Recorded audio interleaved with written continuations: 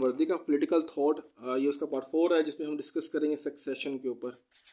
ठीक है, सक्सेशंस कैसे होंगी, उसके ऊपर वर्दी क्या कहते हैं। अगर हम बात करें तो इमाम का कैसे सक्सेशन होगा, इमाम कैसे बनेगा या कैसे हो सकता है। तो अल-मावर्दी कहते हैं कि जो रूलिंग इमाम है, रूलिंग इमाम वो अपना नॉमिनेट कर सकता है सक्सेसर को। ठीक है, कैन नॉमिनेट, बता सकता है कि अगला सक्सेसर कौन होगा, जिस पे वो जो बाकी जो आपकी जो मुस्लिम कम्युनिटी है उसका उसके ऊपर कंप्लीट कंसेंसस भी होगा। ठीक है, जो वो रूलिंग इमाम के आएगा तो क्योंकि जो अवाम है वो उसको मानती है कि वो ठीक है, उनके बेटरमेंट के लिए काम कर रहा है, उनकी बेहतरी के लिए काम कर रहा है, तो जो मुस्लिम कम्युनिटी है वो भी उसके ऊपर उसका कंप्लीट कंसेंसस होगा। ठीक है, और इस पे वो बताते हैं, एग्जांपल कोट करते हैं कि ये किस तरह सही है। तो बताते हैं कि जैसे जो हज़रत अबू बकर सदीक़ रज़ी अल्लाह अन्हु थे, उन्होंने क्या किया था, उन्होंने जो हज़रत उमर रज़ी अल्लाह अन्हु है उनको नेक्स्ट कैलिफ बनाया था। ठीक है, हज़रत उमर रज़ी अल्लाह अन्हु, तो इनको नेक्स्ट कैलिफ किसने बनाया था, इनको बनाया था हज़रत अबू बकर ने। ठीक है, तो ये क्या थी, नॉमिनेशन थी। ठीक है, उन्होंने इनको नॉमिनेट किया था, कम्युनिटी ने, जो मुसलमानों ने उस टाइम पे उसको एक्सेप्ट भी किया था, क्योंकि ये क्या था, ये अबू बकर जो उस टाइम पे जो इमाम थे उनको उनकी ओबीडियंस करनी थी ना, उन्होंने बैत की हुई थी, उनको ओबे कर रहे थे, फॉलो कर रहे थे। तो उन्होंने हज़रत अबू बकर जो है, क्योंकि वो एज अ कैलिफ थे, ठीक है, तो कैलिफ की बात मानना ज़रूरी है। तो कैलिफ जो भी करे, खुद समझदार है, तो वो अगले बंदे को, पागल तो नहीं है, अगले बंदे को, बेवकूफ़ को जो इलेक्ट करेगा, तो वो भी समझदार बंदे को ही इलेक्ट करेगा। तो इस हिसाब से जो कम्युनिटी थी, जो मुसलमान थे, उन्होंने भी इस चीज़ को एक्सेप्ट किया। उसके बाद अगर उमर को देखें, ठीक है, उन्होंने क्या किया था, उन्होंने मजलिस शूरा को अपॉइंट किया था। इन्होंने जब इमाम को आगे अपने जो सक्सेसर हैं उसको जब अपॉइंट किया था, तो इन्होंने मजलिस शूरा बनाई। ठीक है, मजलिस शूरा। ठीक है, एक जो है कह लें ग्रुप बनाया था कंसल्टेशन का, कि जो नेक्स्ट उसका सक्सेसर होगा उसकी अपॉइंटमेंट हो सके। वो कौन बनेगा इमाम, नेक्स्ट इमाम कौन होगा, तो उसके लिए उन्होंने जो है वो मजलिस शूरा बनाई थी। ठीक है, तो उस उस्मान जो है वो उस मजलिस शूरा के थ्रू जो है वो फिर इलेक्ट हुए थे, या जो है अपॉइंट किए गए थे। ठीक है, तो जो भी इमाम कहता था उसको कहते थे मुस्लिम जो मुस्लिम दुनिया थी, जो मुसलमान थे, उन्होंने उसको, उनके जो ऑर्डर्स हैं उनसे वो डिसएग्री नहीं कर सकते थे, और उन्होंने उसकी जो बात है उसको फॉलो करना था। ठीक है, तो ये उस टाइम पे एक कह लें कि उनकी जो एक ओबीडियंस थी वो उन्होंने शो करनी थी। इसके अलावा जो अलमवर्ती होंगे, ये कहते हैं कि जो इमाम है वो किसी को भी नॉमिनेट कर सकता है, लेकिन उसको अपनी फैमिली से नॉमिनेट नहीं करना चाहिए, कि अपने फादर को या सन को जो है वो फैमिली के अंदर उसको किसी को नॉमिनेट नहीं करना चाहिए। फैमिली के अलावा किसी बंदे को भी वो नेक्स्ट जो सक्सेसर है वो नॉमिनेट कर सकता है। ये उसको वो बताते हैं, तो इससे ताकि ना वो बाइसनेस ना हो, फेवरेटिज्म ना हो।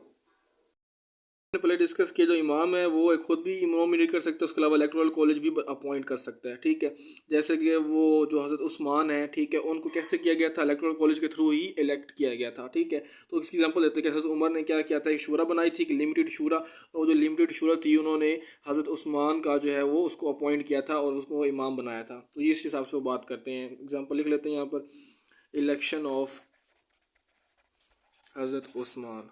ठीक है, तो वो क्या थी, एक इलेक्टोरल जो कॉलेज था वो बना था और उसके थ्रू उनकी इलेक्शन हुई थी। नेक्स्ट अगर हम देखें तो अलमवर्दी क्या कहते हैं, अलमवर्दी ये कहते हैं कि जो इमाम है वो दो या दो से ज़्यादा जो हायर्स हैं उनको नॉमिनेट कर सकता है। ही कैन नॉमिनेट टू और मोर, ठीक है, हेयर्स, या जो सक्सेसर्स हैं, ठीक है, जो सक्सेसर है उनको नॉमिनेट कर सकता है। इस केस में कि अगर एक जो सक्सेसर है अगर वो अवेलेबल नहीं है, जो उसको इशू बन गया, तो दूसरा सक्सेसर ऑलरेडी अवेलेबल हो। ठीक है, उसमें वो एग्जांपल कोट करते हैं हॉली प्रॉफिट की, कि हज़रत मोहम्मद सल्लल्लाहु अलैहि वसल्लम ने क्या किया था, पहले ज़ैद बिन हारिस को अपॉइंट किया था। ठीक है, जो बैटल ऑफ मुता की जो बैटल थी, बैटल ऑफ मुता, ठीक है, ये एक जंग हुई थी। उसमें क्या हुआ था कि जो हॉली प्रॉफिट हज़रत मोहम्मद सल्लल्लाहु अलैहि वसल्लम, उन्होंने ज़ैद बिन हारिसा, ठीक है, उसको अपॉइंट किया था कमांडर ऑफ इस्लामिक फोर्सेस। ठीक है, ही वाज द कमांडर और the head of Islamic forces. तो उन्होंने कहा कि पहले तो यही कमांडर थे, उसके बाद हॉली प्रॉफिट ने कहा कि अगर ये जो है मतलब अवेलेबल नहीं रहते, कमांडर नहीं रहते, या इनकी डेथ हो जाती है, या मतलब जो होते हैं मतलब अनअवेलेबल हो जाते हैं, तो फिर क्या है कि इसको सक्सीड करेंगे अब्दुल्ला बिन रवा। ठीक है, इनके बाद कौन आएगा उन्होंने बता दिया था कि अब्दुल्ला बिन जो रवा है वो इसको जो है वो सक्सीड करेंगे। इसके बाद उन्होंने कहा कि अगर ये भी लड़ाई के अंदर इनकी डेथ हो जाती है या ये फेल हो जाते हैं, मतलब ये अवेलेबल नहीं रहते, तो मुसलमान किसी को भी जो है वो कमांडर बना सकता है। ठीक है, इस हिसाब से उन्होंने ये चीज़ें बताई। तो ये फ्रेंड्स था हमारे पास सक्सेशन के हवाले से जो अलमवर्दी का पॉइंट ऑफ व्यू या उनके थॉट्स। नेक्स्ट हम देखते हैं ड्यूटीज़ एंड फंक्शंस ऑफ इमाम के, क्या फंक्शन है, क्या ड्यूटीज़ हैं इमाम की, उसको हम अंडरस्टैंड करते हैं। नेक्स्ट हमारी हेडिंग है ड्यूटीज़ एंड फंक्शंस ऑफ इमाम। ठीक है, इमाम की क्या क्या ड्यूटीज़ होंगी, क्या क्या फंक्शन होंगे, इन्होंने बताए हुए थे। ठीक है, अब इसमें हम देखते हैं कौन कौन से हैं। सबसे पहले इन्होंने कहा कि जो इमाम है वो क्या करे, रिलीजन को डिफेंड करे, सेफ गार्ड करे। ठीक है, सबसे पहले क्या है, रिलीजन। ठीक है, रिलीजन को जो है वो जो उसके जो प्रिंसिपल्स हैं उनको इस्टेब्लिश करे।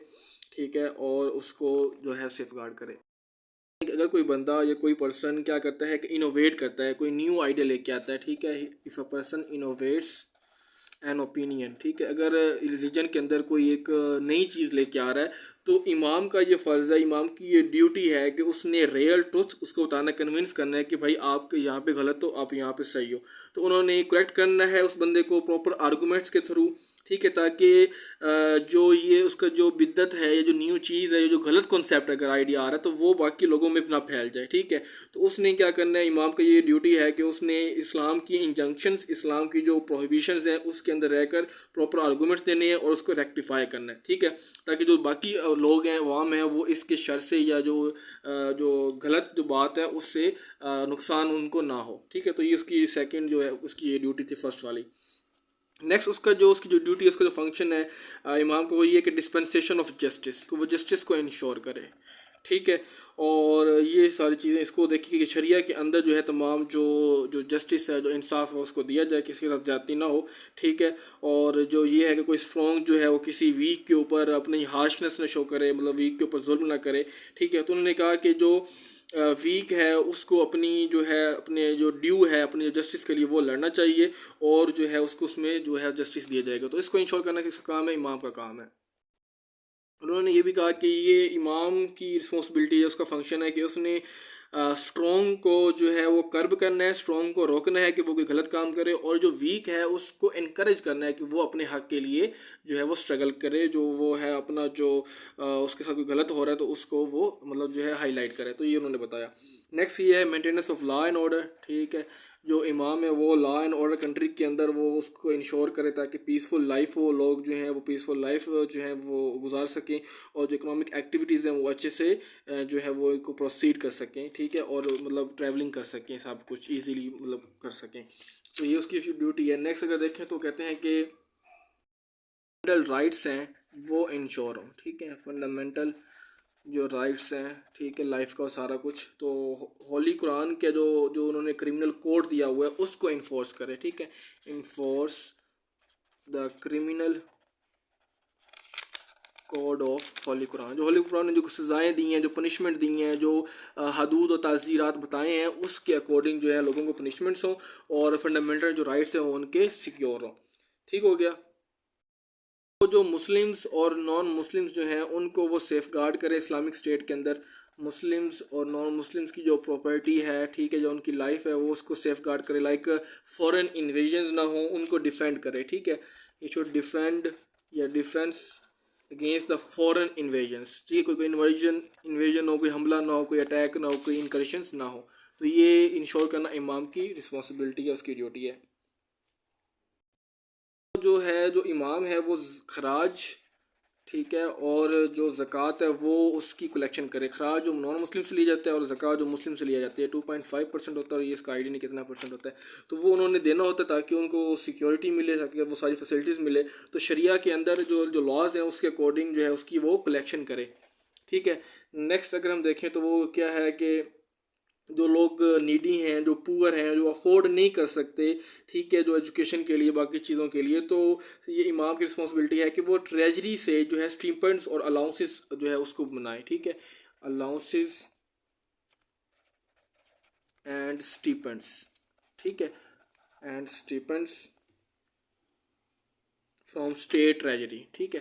तो वहाँ से वो जो है स्टाइपेंड्स में स्कॉलरशिप ले, जो है वजीफ़ा जो है वो उसको फिक्स करे, जो लोग पुअर हैं, जो नीडी हैं, जो कि मतलब मेरिट पे आते हैं, ठीक है। उसके अलावा जो ऑफिसेज हैं जो स्टेट के हवाले से, उनके लिए वो ऑनेस्ट और जो सिंसियर लोग हैं उनको अपॉइंट करे, ठीक है, ताकि जो अच्छी इफेक्टिव एडमिनिस्ट्रेशन हो, ठीक है, और जो स्टेट के फाइनेंसिस हैं उसको सिक्योर किया जाए, ठीक हो गया। इसके अलावा जो इमाम है उसको पर्सनली जो है वो सारे जो अफेयर्स हैं उसको देखना चाहिए, नेशनल पॉलिसी को देखना चाहिए, लोगों के इंटरेस्ट को देखना चाहिए, फॉरेन पॉलिसी को देखना चाहिए अच्छी तरह से, ताकि जो नेबरिंग स्टेट्स के साथ उनके जो रिलेशंस हैं वो अच्छे से हों। तो फॉरेन पॉलिसी भी जो है उसके हवाले से जो इमाम है उसको कॉन्शियस होना चाहिए, ठीक है। तो फ्रेंड्स ये थे हमारे पास इमाम की ड्यूटीज़। नेक्स्ट हम देखते हैं लेगेसी, ठीक है। लेगेसी में क्या है कि जो अलमुबर्दी उनका कंट्रीब्यूशन बहुत ज़्यादा है, उन्होंने जो पॉलिटिकल रिलीजियस सिस्टम दिया है मुस्लिम कम्युनिटी के अंदर वो बहुत ज़्यादा है, उन्होंने डिटेल में बताया है, क्वालिफिकेशन बताई हैं, ड्यूटीज़ बताई हैं। देखिए ना किस टाइम में बता रहे हैं, ये बता रहे हैं हमारे पास 970 के अंदर, ठीक है, 970 भी पैदा हो रहे हैं 972 के अंदर, और 1058 में इनकी डेथ हो रही है, मीन्स के 10th सेंचुरी में ये बता रहे हैं। तो मतलब तकरीबन अभी 2025 चल रहा है, तो काफ़ी टाइम पहले उन्हें सारी चीज़ें इन्होंने बता दी थी। तो हम ये कह सकते हैं कि इन्होंने जो क्वालिफिकेशंस का, पावर्स का, ड्यूटीज़ का बताया वो आज भी पर्टिनेंट है गवर्नमेंट के ऑफिस के हवाले से ना।